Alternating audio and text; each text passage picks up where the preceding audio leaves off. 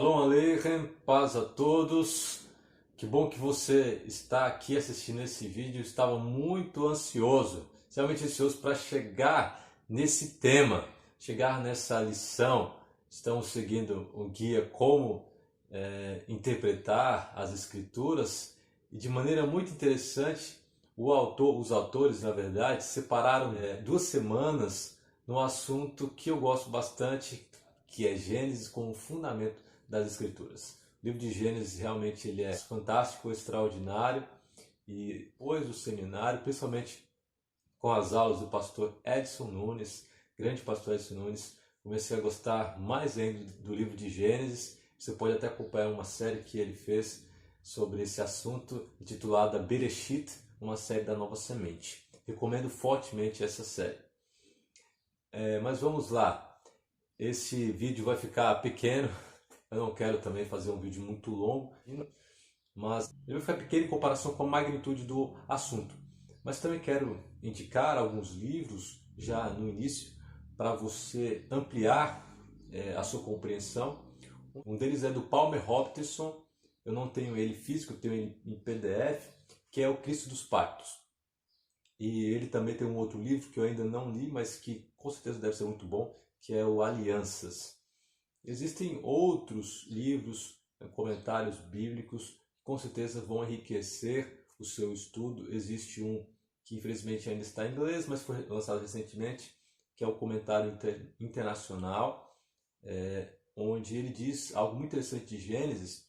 Dukan fala o seguinte, que Gênesis, ele, como o primeiro livro da Bíblia, ele não somente contém antecipadamente as verdades, todas as verdades bíblicas, como também esse livro, mais do que os outros livros bíblicos, tem um impacto grande nas Escrituras. E teologicamente grande, largo, teologicamente falando. Se o livro de Gênesis fosse tirando o livro de Gênesis, a Bíblia ela seria incompreensível. Na verdade, esse texto ele é o fundamento do texto bíblico. Acredito que o resumo seja isso. Não há como entender o texto bíblico sem Gênesis. É como você tentar entender uma série sem os capítulos iniciais. Um filme sem a parte inicial. Você pode até entender alguma coisinha, mas vai ficar faltando alguma coisa.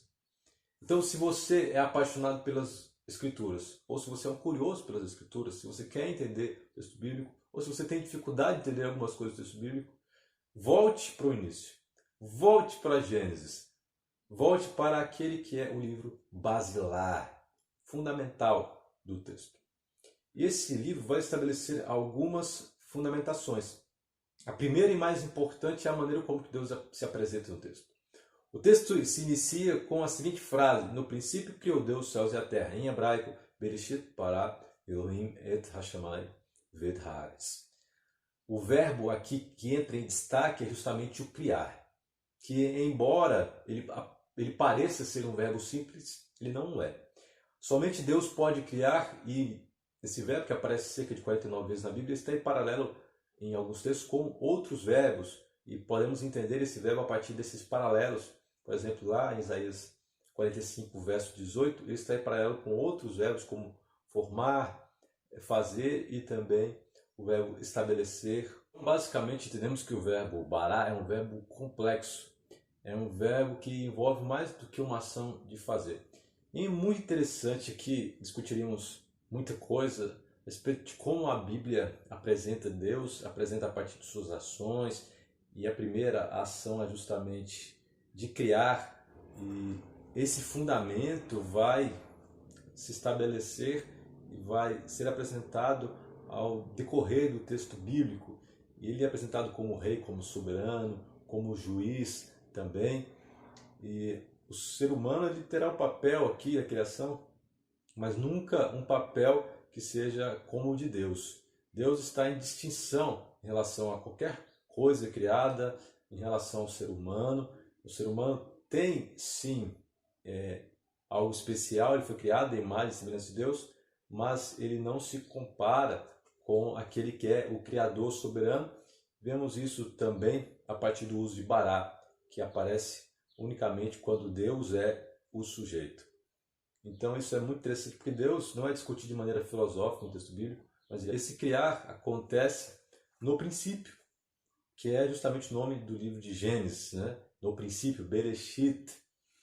E ele pode ser entendido sim como uma referência temporal, sabemos quando efetivamente, e também é usada ao longo do texto bíblico como uma referência possível para Cristo, que através dele todas as coisas foram criadas. E aqui entramos em uma discussão que muitos pensam que o relato bíblico é um relato mitológico. Na semana que vem vamos comentar mais sobre isso, vamos comparar o relato bíblico com outros relatos de criação e entender que, literariamente falando, o relato bíblico não se encaixa nas características daquilo que é um mito. Nós vamos entender isso na semana que vem. Vamos ver as diferenças do relato bíblico para com outros relatos de maneira resumida, de maneira básica. Mas alguns vão dividir o livro de Gênesis baseados nessa ideia de que os capítulos iniciais são capítulos da compreensão judaica, são capítulos mitológicos, em duas partes. A primeira parte do capítulo 1 ao 11 e a segunda parte, uma parte para eles histórica, do capítulo 12 até o capítulo 50. Mas não percebemos essa divisão se olharmos para o texto, para como o texto foi composto. Porque este é guiado, ele é dividido por uma palavra muito especial, que é a palavra Toledot.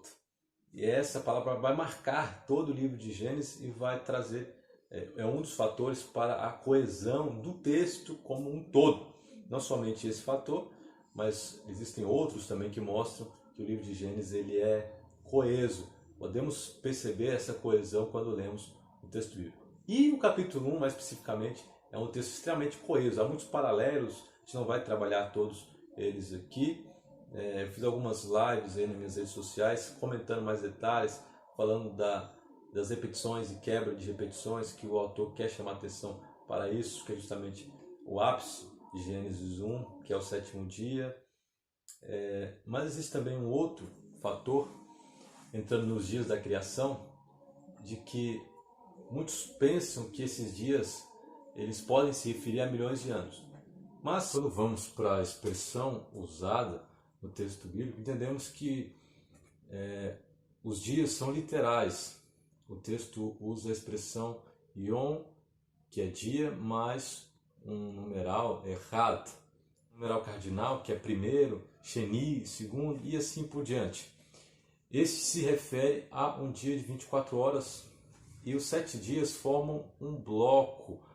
Não devem ser entendidos como milhões de anos, como dias simbólicos, de maneira nenhuma.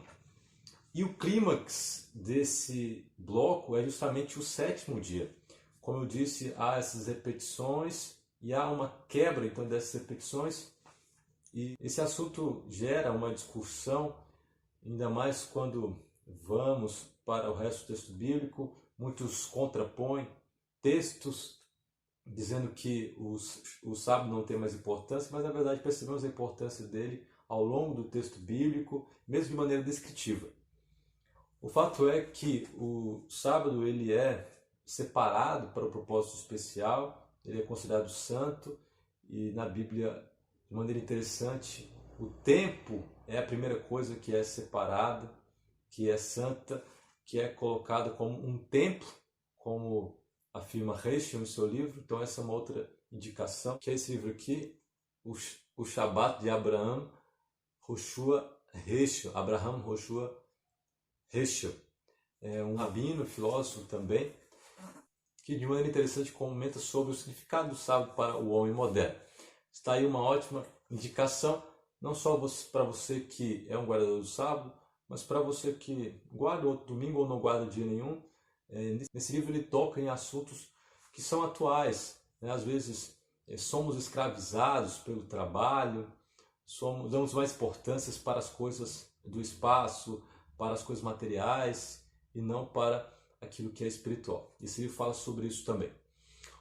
Ok, então entendemos que o ápice do relato 1 é o sábado, pela quebra das repetições. E o ápice do capítulo 2 acontece com um recurso literário também. Aqui não são quebra de repetições, mas é o seguinte, o narrador ele vai contando a história desde o início e ele não emite nenhum juízo de valor, ele não entra na história, e aqui é a primeira vez que ele entra na história. E olha o que ele diz. Gênesis capítulo 2, verso 24. Por isso deixa o homem pai e mãe, e se une à sua mulher, tornando-se os dois uma só carne. Ora, um e outro, e o homem e sua mulher, estavam nus e não se envergonhavam. Então, evidentemente, Adão e Eva não tinham pais, mas aqui ele está dando uma nota, e o ápice aqui do capítulo 2 é justamente o casamento. Essa é uma outra instituição dada por Deus aqui. E em seu livro, Robertson, ele exalta essas instituições. Ele diz o seguinte, ele vai comentar sobre o sábado, sobre o casamento, sobre o trabalho. Ele diz que são instituições importantes. Ele fala, o homem como parte da criação tem a responsabilidade de obedecer às ordenanças embutidas na estrutura da criação. 3 ordenanças inerentes às disposições criacionais de Deus merecem atenção particular. São elas o sábado, o casamento e o trabalho. Então, o casamento também é um destaque aqui em Gênesis 2, onde homem e mulher deixam, caso o homem deixe os seus pais, isso é interessante, porque há uma reversão aqui naquilo que era natural na cultura, mas o fato é que os dois se tornam uma só carne, se unem. O casamento é algo sagrado, é algo santo também, assim como o sábado o é, e é uma bênção de Deus, e é uma instituição dada por ele aqui no Éden, onde o homem ele estava só. E é interessante como em todo o texto bíblico de Gênesis 1, Deus vai dizer isso é bom, né? Viu Deus que era bom e vai avaliar de maneira positiva, mas aqui é a primeira vez que Deus vai ver alguma coisa dentro desse ambiente perfeito e vai dizer não é bom, lotov, não é bom que o homem esteja só. E aqui poderíamos discutir muita coisa, Deus não fez ninguém para ser uma ilha, Deus não fez ninguém para ficar isolado, e existe um poema muito interessante de John que fala sobre isso, sobre como o ser humano não foi feito para ficar só, de que o ser humano não é uma ilha. E Deus faz a mulher para ser uma auxiliadora. Bem, precisamos entender que esse termo não é um termo preconceituoso. Termo que, na verdade, ele é usado para Deus. Então, olha que interessante. Deus, ele é auxiliador de Israel, auxiliador de Jacó, auxiliador do ser humano. Da mesma maneira, a mulher deve ser auxiliadora do homem. A palavra que é usada para auxiliadora para a mulher é mais usada para Deus do que para a mulher. Portanto, quando se fala que Deus é auxiliador, não está diminuindo Deus. Então aqui também não está se diminuindo a mulher, de maneira nenhuma.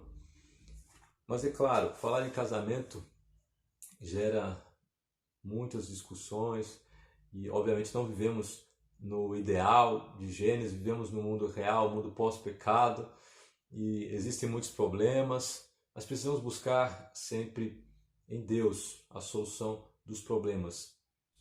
E existem muitas coisas que um casal deve priorizar, deve fazer, e com certeza estar juntos, unidos em Deus, e também buscar o diálogo, buscar minimizar os atritos.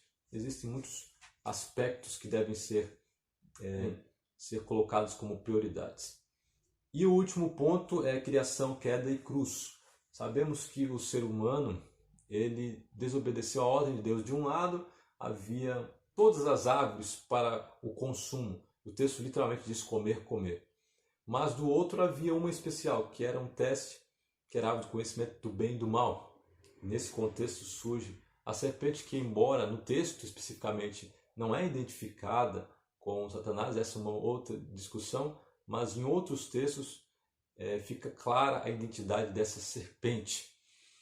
E é interessante como a serpente usa o engano, e lá no finalzinho do texto, Deus vai chegar para o homem e para a mulher e vai perguntar quem é que contou para vocês, quem é que disse, literalmente o verbo dizer, E interessante que esse verbo dizer não é o mesmo verbo dizer que aparece para Deus. Esse verbo dizer é um verbo que vai aparecer para os profetas. Então a ideia aqui, quem é que se colocou como intermediário entre Deus e o homem?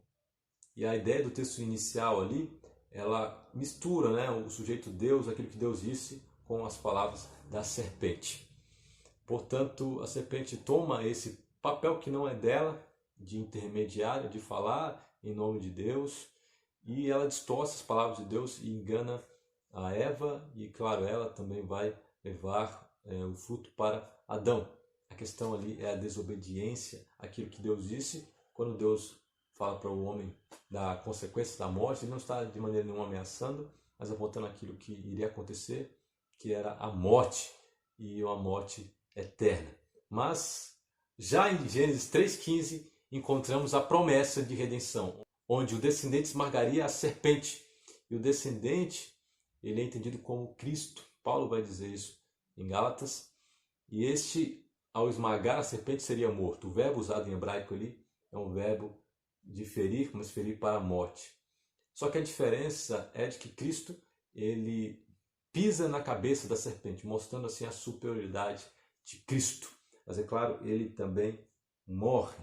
Ele também é morto por essa ação da serpente de ferir o calcanhar de Cristo. Mas aqui em Gênesis 3,15 podemos entender que o casal não ficou sem esperança, não ficou sem esperança de vida. Afinal de contas, o homem, depois daquilo que Deus fala, ele dá nome à mulher novamente. Ele vai chamar ela de Havá, de Eva. E Eva em hebraico significa justamente vida, porque ela seria mãe dos seres viventes, mas talvez porque Adão entendeu de que a partir de Havá viria o descendente, viria a semente em hebraico que esmagaria a serpente. Gosto de uma frase do Reinaldo Siqueira, que queria terminar com ela, que da perspectiva de Deus, nós somos seres viventes. Não somos seres que têm a morte como sina, mas podemos ter vida quando estamos em Deus. Gênesis vai estabelecer fundamentos para o texto bíblico. Esses fundamentos vão ser discorridos ao longo do texto bíblico, mas aqui existem assuntos de maneira embrionária, de maneira basilar, assuntos teológicos, e as narrativas também podem ser recursos para ensino. Temos que entender que essas narrativas elas são muito abrangentes, principalmente essas iniciais. Nenhuma vida poderia abarcar tudo que contém aqui, mas como estudantes, temos que ser ávidos, temos que a cada dia estudar com cuidado, revisitar esse texto, que você faça proveito do livro de Gênesis, faça proveito desse guia e não pare de estudar esse livro que é tão importante, que é tão basilar. Nos encontramos no próximo vídeo, que vai ser também Gênesis como fundamento das Escrituras. Portanto, curta se você gostou, compartilhe com os seus amigos, no grupo talvez da sua igreja, e também se inscreva no canal se você não é inscrito. Vamos juntos estudar a Bíblia, a Palavra de Deus. Shalom para todos os amigos.